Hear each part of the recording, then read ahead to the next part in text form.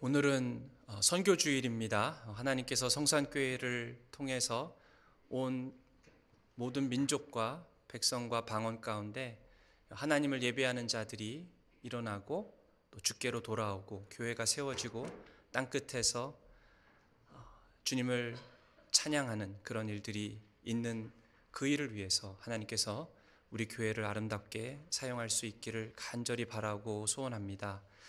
저는 하나님께서 저에게 목회자로 소명을 주시고 부르시고 나서 군대에 입대를 했습니다.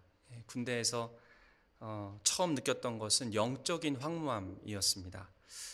제가 입대할 그 당시에 한국교회에서 많이 불렸던 그 복음성가 중에 부흥이라는 찬양이 있습니다.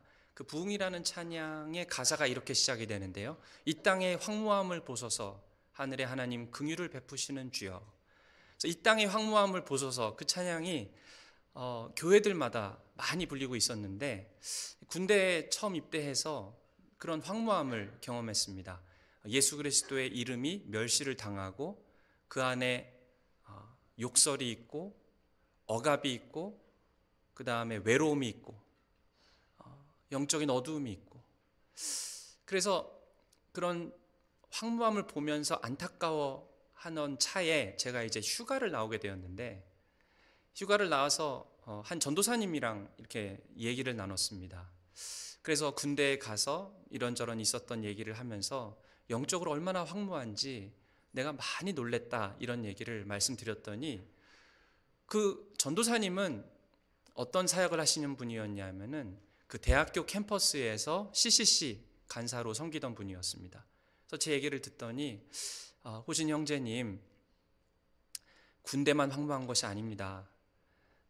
대학교 캠퍼스가 얼마나 영적으로 황무한지 보셔야 됩니다. 그런 얘기를 저한테 하시더라고요.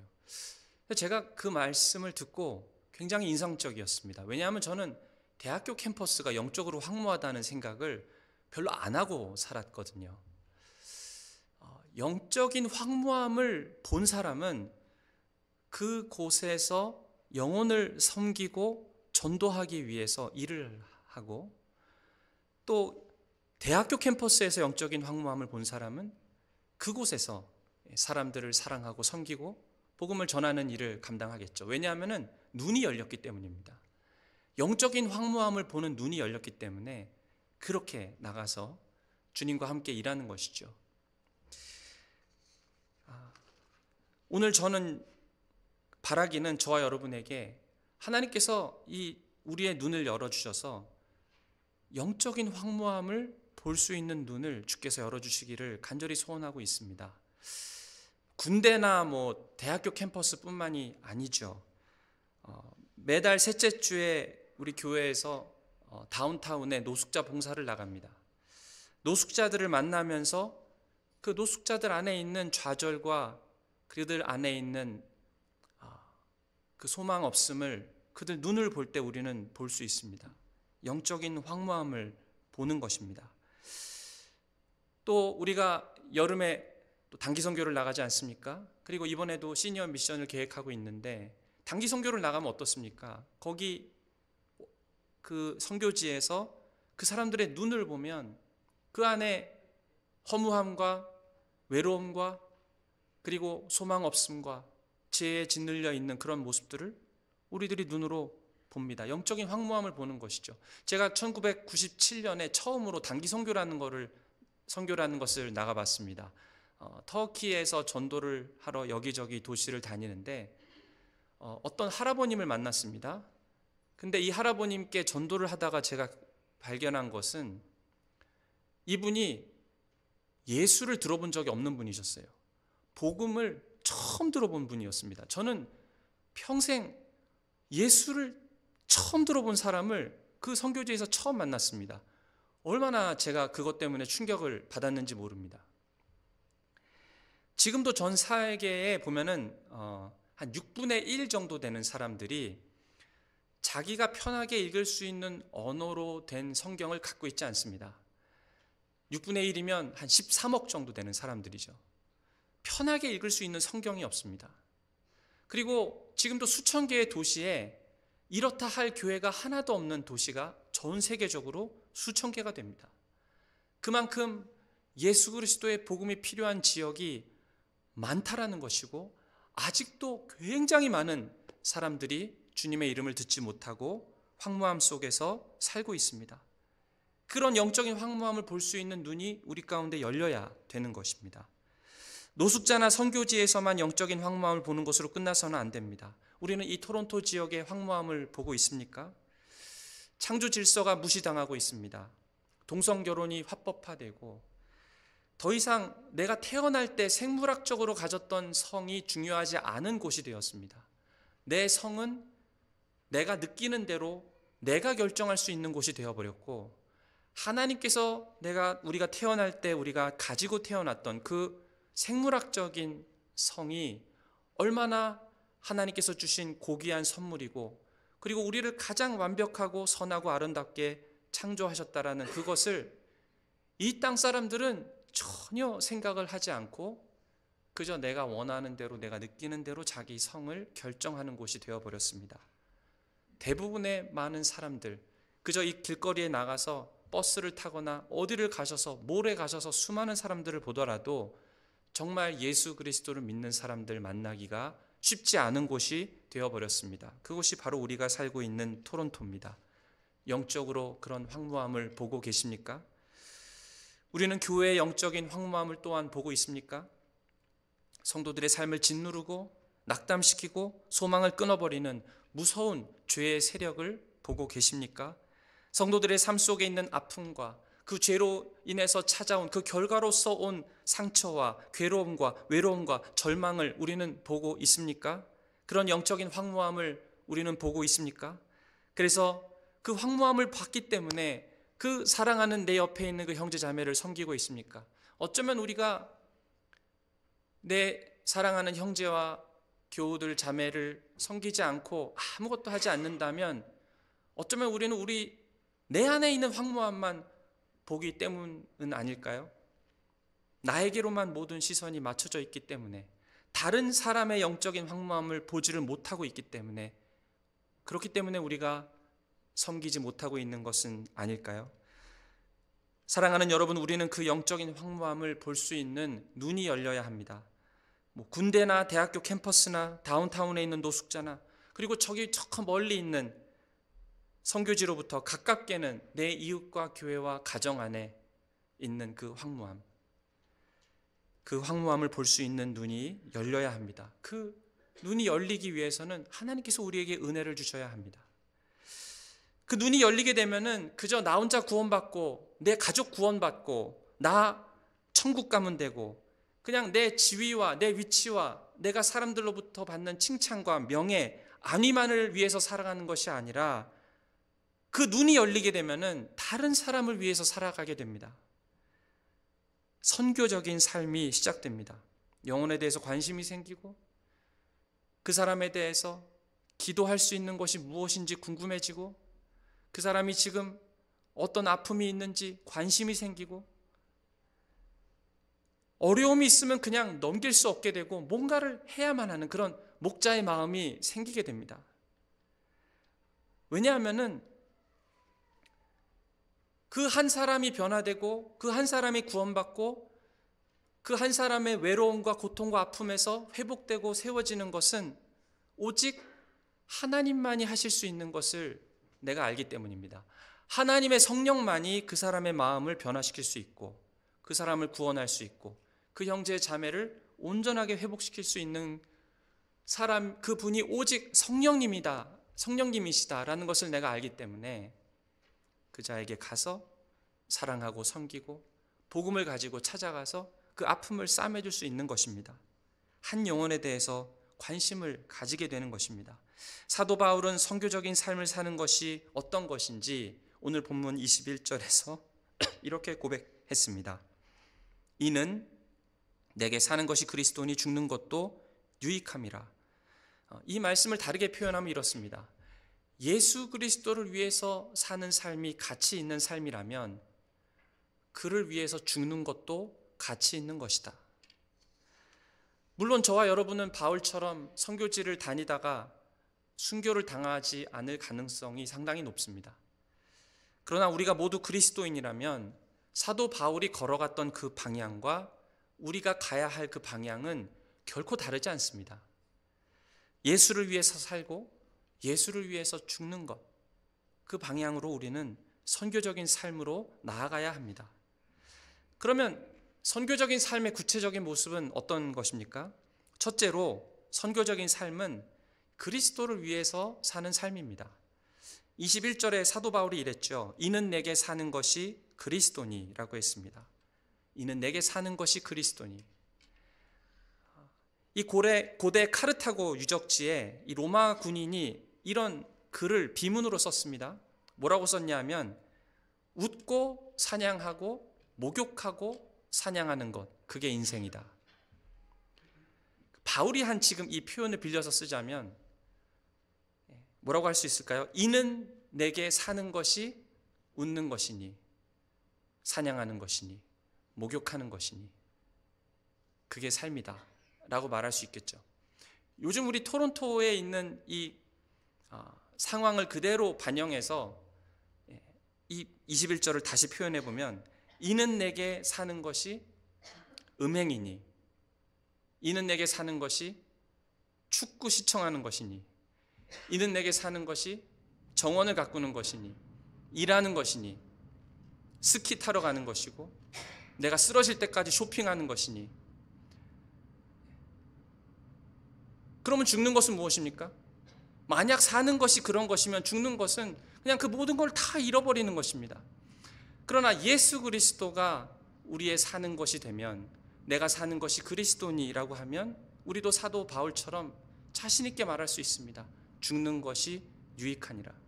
그 말은 예수 그리스도께서 이 모든 것이, 나의 모든 것이 된다라는 뜻이고, 그 다른 어떤 것보다도 예수님이 가장 내 삶 가운데서 높아진다라는 뜻이고, 예수님만이 나의 사랑과 헌신을 받기에 합당하십니다 라는 뜻입니다. 사도 바울은 이 말씀을 기록했을 때 어디서 이 편지를 쓰고 있습니까? 빌립보서는 사도 바울이 쓴 편지인데 감옥에서 쓰고 있습니다. 그런데 감옥 안에서 사도 바울이 하는 고백은 거기서 복음의 진보가 있었다라고 합니다. 12절에 형제들아, 내가 당한 일이 도리어 복음 전파의 진전이 된 줄을 너희가 알기를 원하노라.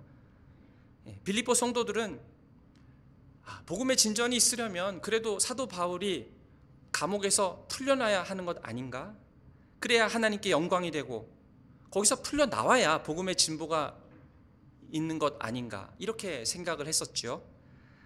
그런데 사도 바울은 내가 지금 쇠고랑에 매여 있지만 철저한 하나님의 주권 속에 내가 있다. 내가 투옥되었지만 투옥된 그 결과 때문에 복음에 묶이게 된 것이 아니라, 내가 투옥되었고 지금 착고에 묶여 있지만 오히려 그 결과로 복음은 더 진보가 있게 되었다라고 고백을 합니다. 그래서 내가 겁없이 담대하게 복음을 전파하노라. 그때 많은 빌립보에 있는 형제들이 하나님께서 일하시는 방법을 다시 생각해 보게 된 것이죠. 사도 바울이 감옥에 갇혀 있어도 괜찮은 것이구나. 그것 때문에 복음이 전파되는 것이 눌리거나 묶이지 않게 되는 것이구나. 겉으로 볼 때는 가이사가 승리한 것 같고 예수 그리스도가 패한 것 같은데, 그런 투옥한 상황 속에서도 하나님의 복음의 진보가 있었구나 라고 사람들이 다시 보게 된 것이죠. 성경은 복음의 진보를 위해서 우리가 반드시 높은 자리에 올라가고 많은 세상의 권세를 얻어야 되고, 그리고 힘이 있어야 복음의 진보가 이루어진다라고 성경은 말하지 않습니다. 바울이 감옥에 갇힌 것이 오히려 복음의 진보를 가져왔다라고 고백을 하고 있죠. 혹시 우리는 이 세상에서 인정받는 자리에 올라가고 많은 권력을 갖게 되고 그래야만 하나님께 영광이 된다라고 생각하지는 않았습니까? 내가 대통령이 되고 많은 사람들이 부러워하고 인정하는 그런 자리에 올라가고 사람들이 생각하기에 엄청난 학위와 좋은 그러한 디그리를 찾았을 때, 그때 하나님이 영광 받으시고 사람들로부터 칭찬이 있게 될 것인 것처럼 그러나 성경은 그렇게 말하지 않습니다. 세상에서 이런 위치는 그냥 우리가 감당하는 역할일 뿐입니다. 주인공인 예수님께서 드러나야지 하나님께 영광이지, 나의 이름이 드러나고 내가 주인공이 되어서는 하나님께 영광이 되지 않는다라는 것이죠. 세상적인 기준이 아니라 하나님의 기준으로 봐야 됩니다. 빌립보서 3장에서는 사도 바울이 내가 지금까지 그렇게 자랑했던 내 가문과 내 출신과, 그리고 내가 많이 받았던 그 교육과, 그리고 사람들이 나를 인정해주고 칭찬해줬던 그 모든 것들이 내가 이제 예수 그리스도를 소유하고 난 다음에 이 모든 것들을 예수 그리스도와 한번 비교해 보니 그 예수 그리스도의 영광과 그 존귀함과 아름다움과 그리스도의 높으신 가치와 이런 것들과 내가 지금까지 자랑했던 그 모든 것들을 한번 비교해 보니 이것들은 다 배설물과 같다. 왜냐하면 그리스도께서 지극히 존귀하시기 때문에, 그리스도께서 지극히 영광스러우시기 때문에 내가 지금까지 자랑했던 그 모든 것과는 비교할 수 없다. 그래서 세상의 가치들을 상대화시키는 것이죠. 예수님을 얻었으면 그냥 그거 자체로 마침표입니다. 왜? 그리스도가 나에게 충분하시기 때문에, 그분으로 나는 충분히 만족을 누릴 수 있기 때문에 가장 값진 것을 이미 받은 것입니다. 하나님께서는 어떤 사람들에게는 5달란트를 주시고 또 다른 사람들에게는 1달란트를 주십니다. 그것은 사람마다 역할이 다르다라는 것일 뿐입니다. 사람마다 처한 상황이 다를 뿐입니다. 하나님께서 우리에게 요구하시는 것은 내가 얼마나 하나님께로부터 많이 받았나, 그것을 요구하시는 것이 아니라 우리가 받은 것으로 어떻게 하나님께 영광을 올려드렸는가, 그걸 보시는 것이죠. 내가 얼마만큼 소유하고 있는가에 따라 하나님께서 영광을 받으셔야 한다면, 그러면 지체 어떤 장애인이나 아니면 정신적으로 장애자인 사람은 하나님의 영광과는 거리가 먼 사람이 될 수밖에 없을 것입니다. 그러나 그런 것이 아니죠. 우리 하나님은 어떤 분이시냐 하면은 그 육신이나 정신에 어려움이 있는 사람이라 할지라도 그분을 통해서 영광을 받을 때 심지어는 대통령보다도 더 큰 영광을 받으실 수 있는 분이 바로 우리 하나님이시라는 것입니다. 5달란트 받은 사람은 1달란트 받은 사람보다 더 성기라는 하나님의 의미이고, 5달란트 받았다고 자랑할 수 없고 1달란트 받았다고 불평, 원망해서도 안 됩니다. 만약에 우리가 예수 그리스도를 소유했다면 그것으로 충분하기 때문이죠. 그것으로 마침표입니다. 모든 것을 이미 얻은 것입니다. 그래서 이 진리를 아는 자에게 자유함이 있습니다. 그래서 사도 바울은 오늘 빌립보서 1장 20절과 21절에서 이렇게 고백합니다.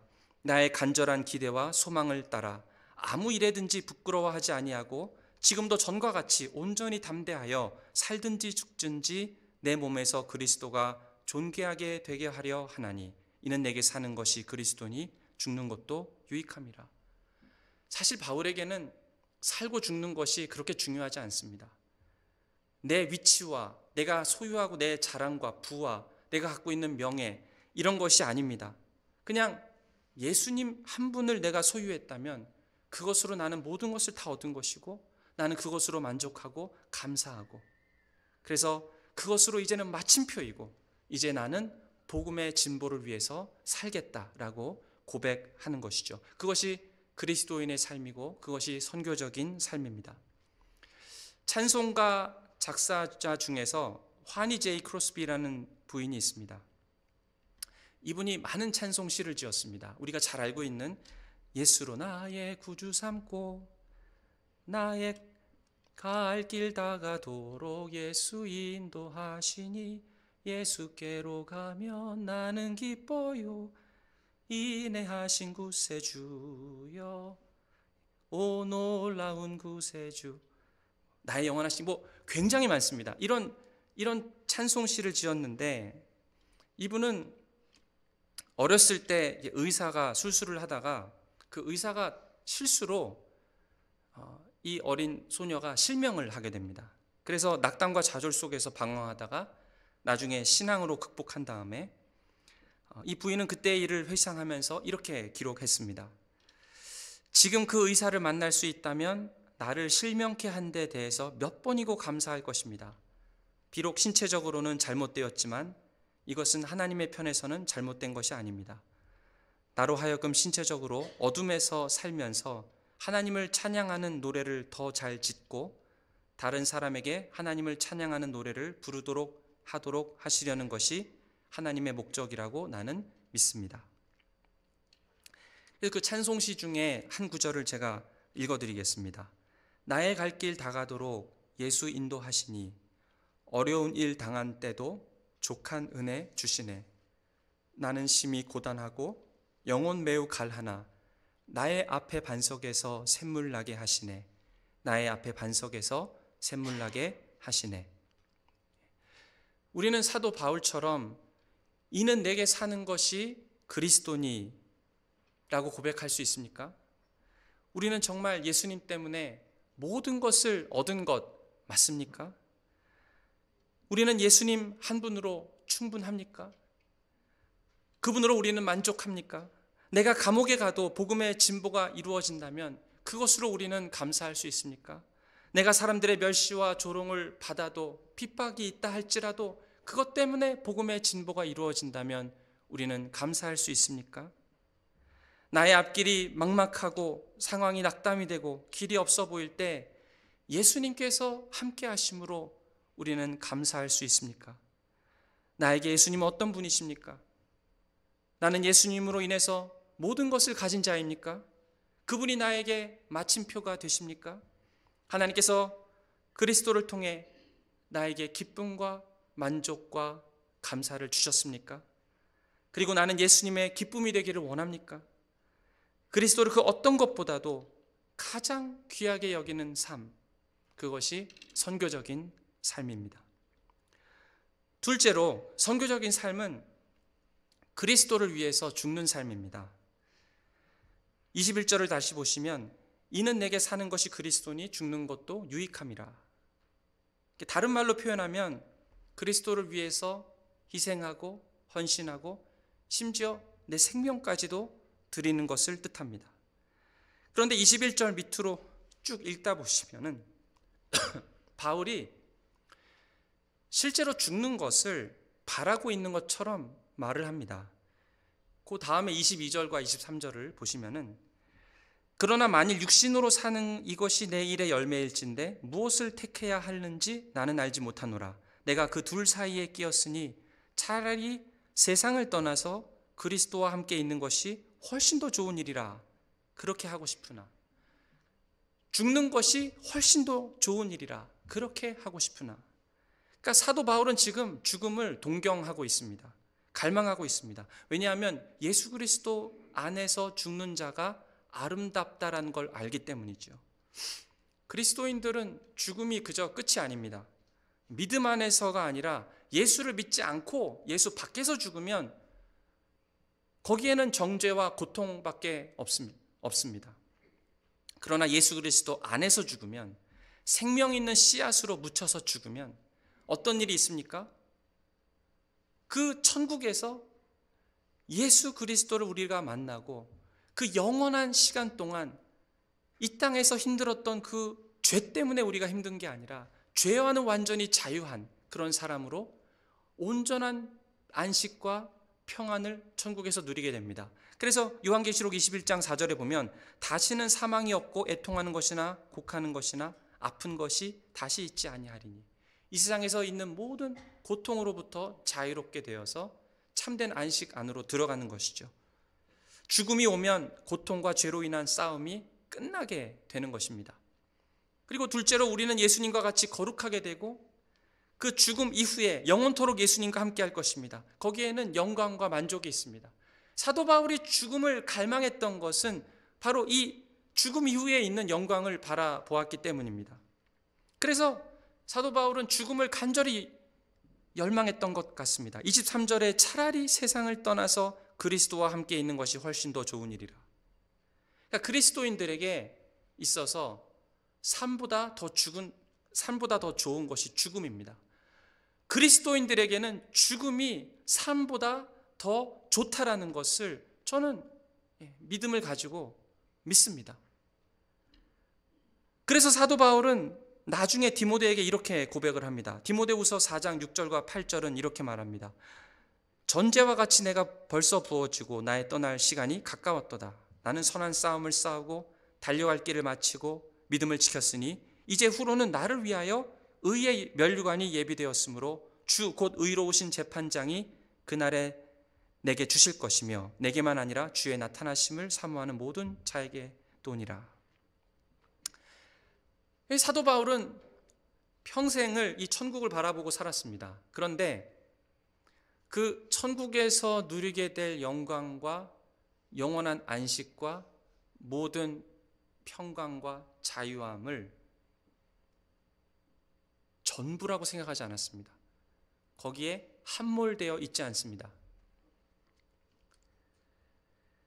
오히려 거기에 빠져 있으면서 동시에 또 다른 것에 빠져 있어요. 어디에 빠져 있냐면 24절에 이렇게 결론을 내립니다. 내가 육신으로 있는 것이 너희를 위하여 더 유익하니라. 사도 바울은 하늘의 영광에 사로잡혀 있으면서 동시에 내가 이 땅에 살아야 할 이유가 있고 이 땅에 있는 무엇인가에 자기의 마음이 송두리째 거기에 빼앗겨 있습니다. 하늘에 빼앗겨 있는 것만큼이나 이 땅에 있는 어떤 것 때문에 마음이 빼앗겨 있는데 그 어떤 것이 무엇입니까? 너희 예수님께서 위에서 죽으신 그 사람들, 내가 그들을 볼 때 영적인 황무함을 느껴서 찾아가서 복음으로 치유하고 그들을 위해서 기도하고 내가 이 땅에 있는 것이 저들에게는 더 유익이 돼. 사도 바울은 천국을 소망하고 그곳에서 자기가 영원한 자유와 평강과 안식과 기쁨을 누리는 것도 너무 사로잡혀 있음과 동시에 내가 이 땅에 남아야 될 이유가 있다면 내가 너희를 사랑하고 이 사람들 그리스도의 피값 주고 사신 이 사람들을 섬기기 위해서 내가 이 땅에 남아 있어야 될 것 같다고, 그게 너희에게 더 유익이라고, 그러면서 그 사이에서 지금 고민하고 있습니다. 이게 선교적인 삶입니다.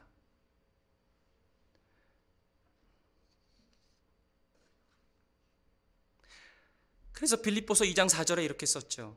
각각 자기 일을 돌아볼 뿐더러 또한 각각 다른 사람들의 일을 돌아보아 나의 기쁨을 충만하게 하라. 사도 바울에게 있어서요, 예수님은 누굽니까? 예수님은 나의 생명보다도 귀하시고 예수님은 나의 죽음보다도 귀하십니다. 그럼 사람들은 누굽니까? 사람들은 내가 천국에서 누리게 될 그 모든 영광스러운 평안과 만족과 기쁨보다도 더 소중한 사람들이 이 사람들입니다. 여러분, 바울의 고민이 이해가 되십니까? 그 마음으로 사는 사람이 선교적인 삶을 사는 사람입니다. 그렇게 사람을 사랑하는 것이죠. 나의 안위와 만족보다 다른 사람을 위해서 사는 삶, 이런 삶이 그리스도를 위해서 죽는 삶이고 선교적인 삶입니다. 이 세상에서 우리에게 주는 메시지는 동일합니다. 자기 영광과 자기 이름과 자기 안위와 만족을 위해서 살아라. 자기의 지위와 건강과 명예와 부가 전부인 줄 알고 삽니다. 근데 교회 안에도 이런 세상의 영향이 있어서 내가 신앙이 좋고 예수를 잘 믿으면 모든 것이 잘 될 것이고 평생 잘 되고 노후도 풍족하게 사는 것을 사람들이 많이 동경합니다. 그런데 그렇기 때문에 문제가 되는 게 뭐냐면 다른 사람의 구원과 다른 사람의 안위와 다른 사람의 무너짐과 저들의 아픔이 내 삶 속에서 요만큼 아주 작게 보인다는 것이죠. 나만 크게 보인다는 것입니다. 내 황무함만 보인다는 것입니다. 우리가 그런 영적인 심각한 도전 가운데 이 땅을 살고 있습니다. 제가 전에 이재철 목사님 설교를 전에 들은 적이 있는데, 이재철 목사님께서 예수 그리스도와 유실수를 비교한 그런 말씀이 있어서 참 인상적으로 제가 들었습니다. 그래서 제가 잠깐 소개하겠습니다. 유실수는 뭡니까? 열매를 맺는 나무입니다. 여름에 나무들 잎이 무성할 때는 모든 나무가 다 아름다워 보이는데, 이제 겨울이 되어서 시들면 이파리가 다 떨어지고 앙상한 가지만 남습니다. 그런데 어떤 나무들은 잎이 다 떨어지고 앙상한 가지만 남았는데 그 겉모습이 굉장히 위용이 있고 우람하고, 그리고 큰 그런 나무들이 있습니다. 느티나무죠. 어떤 나무냐 하면은, 이 느티나무는